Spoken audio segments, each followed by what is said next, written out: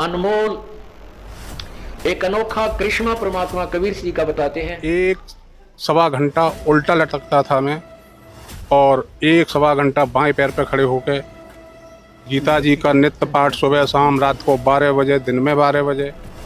ये भ्रम निवारण करते हैं परमात्मा के, मम संत मुझे जान मेरा ही स्वरूपम, ये मत सोचना कि मैं ही आऊंगा, ये दास उसी का स्वरूप भेज रखा है। कबीर साहब के शब्द मुझे पहले से ही बहुत अच्छे लगते थे। दोहा शब्द और गाता था, पढ़ता था। कहाँ है वो प्रकाश? वो खड़े हैं। सेवा विनय प्रणपात पूर्वक प्रश्न पूछो ध्यान से, उपदेश देंगे ज्ञान का तब तत्वदर्शी ज्ञान से। वो भक्त खड़े। तो दर्शकों नमस्कार, कैसे हैं आप? आई होप आप लोग अच्छे होंगे। तो आज हम संत रामपाल जी महाराज के आश्रम में आए हैं, सतलोक आश्रम धनाधाम में। यहाँ पर संत रामपाल जी महाराज के कुछ अनुयायी हैं और इनसे हम बात करते हैं कि आखिर जो इंटरव्यू आते हैं संत रामपाल जी महाराज के, जो चैनल है साधना टीवी पे सत्संग आता है, इंटरव्यू लास्ट में आते हैं या पहले आते हैं, क्या वो सच होते हैं? आज देखते हैं, आपसे रूबरू करवाते हैं। ये कुछ अनुयायी हैं, उनसे बात करते हैं। तो नमस्कार सर। सत साहेब। क्या नाम है आपका? भागीरथ दास। तो सर ये बताइए, संत रामपाल जी महाराज के आप सतलोक आश्रम धनाधाम में किस लिए आए? जी ये 6, 7, 8 में अवतरण दिवस की तैयारी चल रही है, उसकी सेवा में यहाँ हम आए हैं। तो सर ये बताइए, संत रामपाल जी महाराज के शरण में आने से पहले आप किसकी भक्ति करते हैं? देखिए, संत रामपाल जी महाराज की शरण में आने से पहले हम वही परंपरागत पूजा दुर्गा देवी, जो कि हमारी पैतृक थी, और वंशानुगत ब्रह्मा विष्णु महेश की मैंने बहुत बढ़ चढ़ के भक्ति की थी। तो आपको वहाँ पर क्या लाभ मिला? लाभ कुछ नहीं मिला, बल्कि और हम हिरास में जाते रहे। और भक्ति के बारे में अगर बूझोगे तो मैंने इतनी कठिन तपस्या की कि एक सवा घंटा उल्टा लटकता था मैं, और एक सवा घंटा बाएं पैर पे खड़े होकर गीता जी का नित्य पाठ सुबह शाम, रात को 12 बजे, दिन में 12 बजे, पूरी गीता जी कंठस्थ याद है मुझे आज भी। आप जहाँ से चाहो बूझ सकते हो। तो आपको संत रामपाल जी महाराज के शरण में क्यों आना पड़ा? इतनी भक्ति आप करते थे, क्या उसमें कोई लाभ मिला? जी हाँ, लाभ नहीं मिला और लाभ मिला भी, लेकिन वो अब हमें महसूस हुआ कि वो लाभ किस स्तर का था। वो हमें केवल लुभावना काल का प्रलोभन था। हमने बहुत धर्म ग्रंथों का अध्ययन किया। एक ग्रंथ पढ़ा था मैंने, वेदांत दर्शन। वेदांत दर्शन का अध्ययन करने के बाद में मेरा मन बिल्कुल भ्रमित हो गया कि हमारी जो चाह थी मोक्ष की, और उसे पढ़ने के बाद हमें लगा कि मोक्ष नाम की कोई चीज़ नहीं है। फिर हम भक्ति में कुछ अरुचि हो गई। अद्वैत आश्रम ये नंगली वालों का है, उसमें जुड़े। फिर हम वहाँ के भक्तों से संपर्क में आए। उन्होंने कहा भाई अब तुम कहाँ हो? तो हमने गोलमाल जवाब दे दिया कि जहाँ भैया। लेकिन उन्होंने हमें ये नहीं बताया कि हम संत रामपाल जी महाराज की शरण में जा चुके हैं। एक बार हम बरेली गए थे, तो वहाँ बरेली स्टेशन पे पुस्तक सेवा कर रहे थे कुछ भक्तजन। तो एक छोटा सा बच्चा हमारे सामने आया ज्ञान गंगा लेके, 10 रुपए की पुस्तक। उसने पुस्तक हाथ में लिया और हैंडल को घुमा रहा कि ब्रह्मा का पिता कौन है, विष्णु की माता मतलब कौन है, और इस तरह से सारे प्रश्न। तो हमारे साथ में एक हमारे मित्र भी है, रिश्तेदार भी है, सूरजदास, वो थे। उन्होंने लेके हमसे बूझा। तो मैंने कि तुम पहले पढ़ लो, बाद में बूझो मुझसे।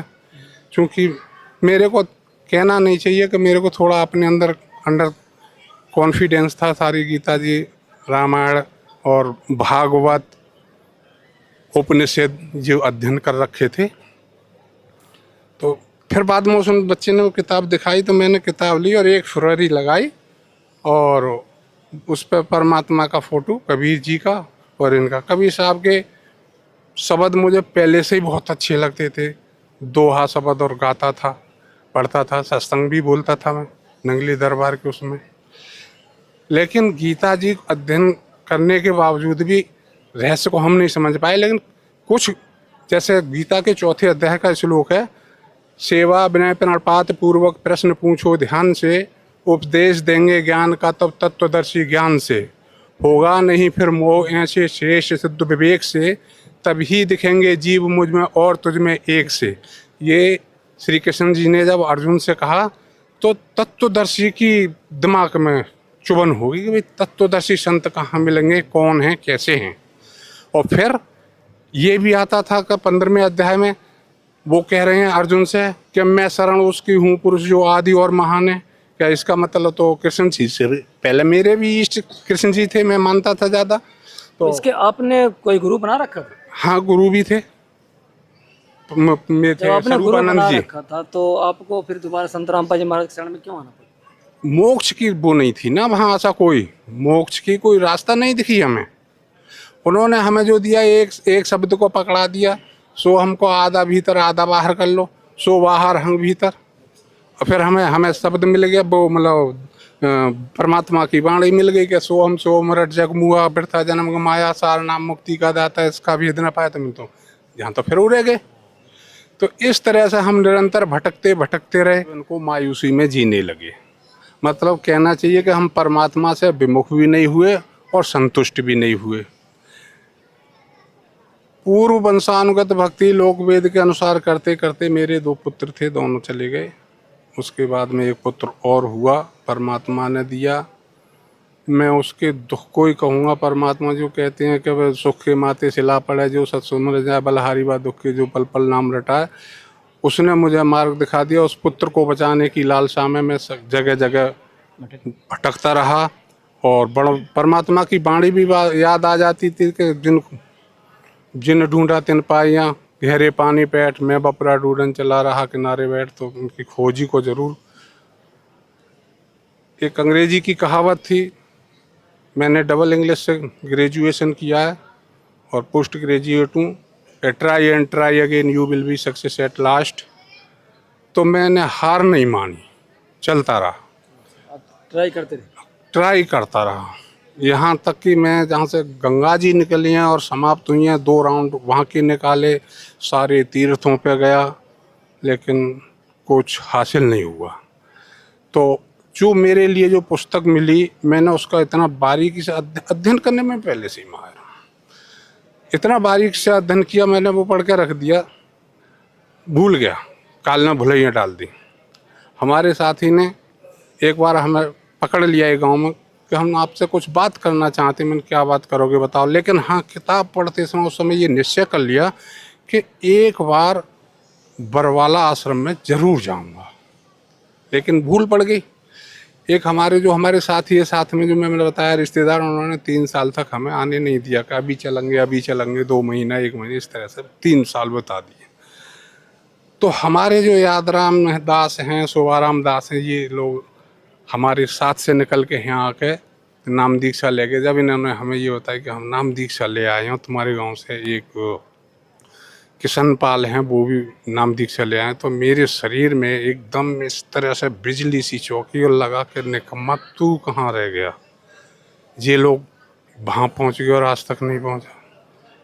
तो भगत जी उसी महीना इन भक्तों के साथ आके परमात्मा के धाम में, बरवाला धाम में, मैंने 3 मार्च 2013 को नाम दीक्षा ली अपने बेटे के साथ।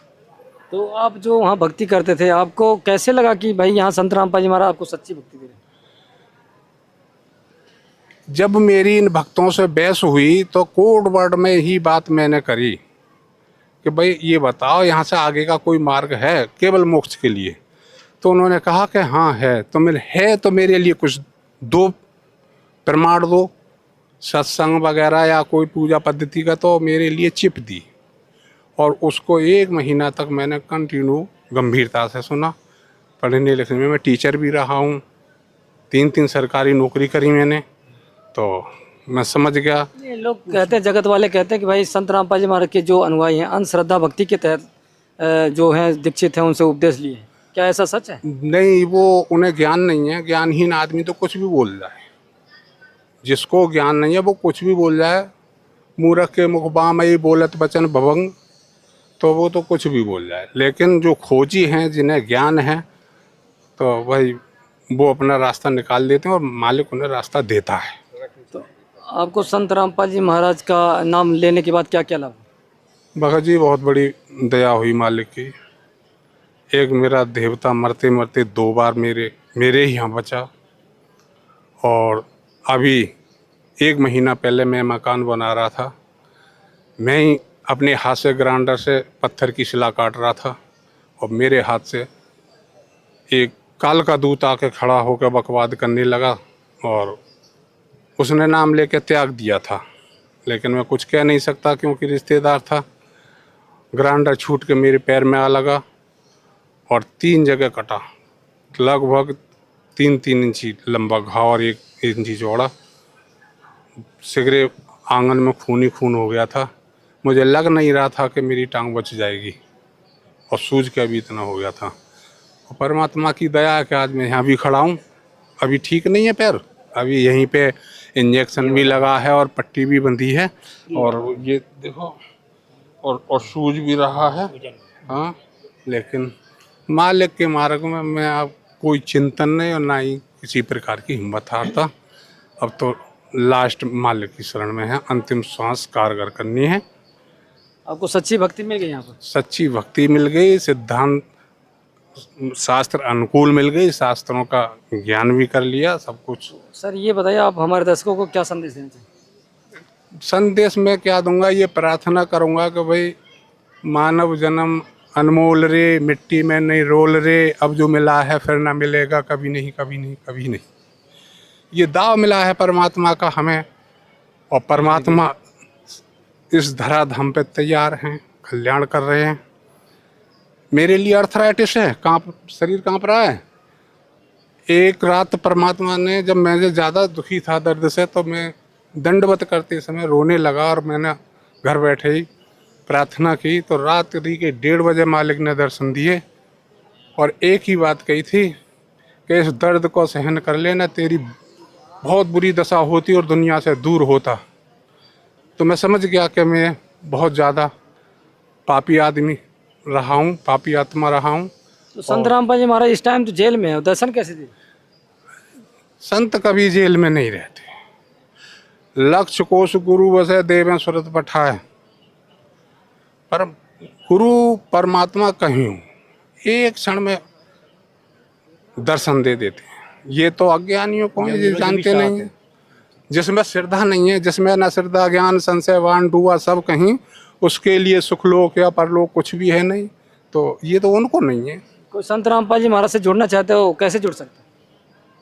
साधना टीवी चैनल पे सत्संग आता है और उसके नीचे एक पीली पट्टी चलती रहती है, उन पे नंबर आते हैं, उन पे आप संपर्क करके अपने नामदान संपर्क मतलब समीप वाले नामदान केंद्र का पता भी जान सकते हैं और नाम दीक्षा आसानी से ले सकते हैं।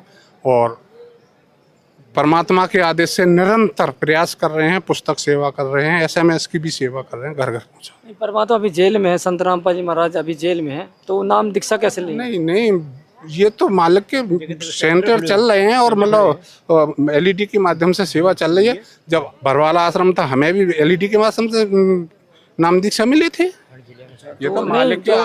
कुछ लोग हैं वो कहते हैं भाई संत रामपाल जी महाराज जेल में, तो फिर ये उनके जो शिष्य हैं वो वही सब कर रहे हैं, ये कैसे? भगत जी, अभी घोर अंधेरी काली बादल छा जाए, क्या सूर्य का अस्तित्व तो समाप्त हो जाएगा? तो परमात्मा का अस्तित्व, गुरु बड़े परमात्मा जिनके शीतल अंग और तप्त भुजा में दास की दे दे अपना रंग। परमात्मा का, गुरु का अस्तित्व नहीं समाप्त होता है। जब जेल में ना कोई सी लोक में रहे, वहीं से बैठे सारी सृष्टि को, अपनी कायनात को चलाते हैं और अपनी ओमनी प्रेजेंस पावर से प्रभावित करते रहते हैं। ठीक है जी सर, आपसे बात करने के लिए बहुत बहुत धन्यवाद। सत साहिब जी।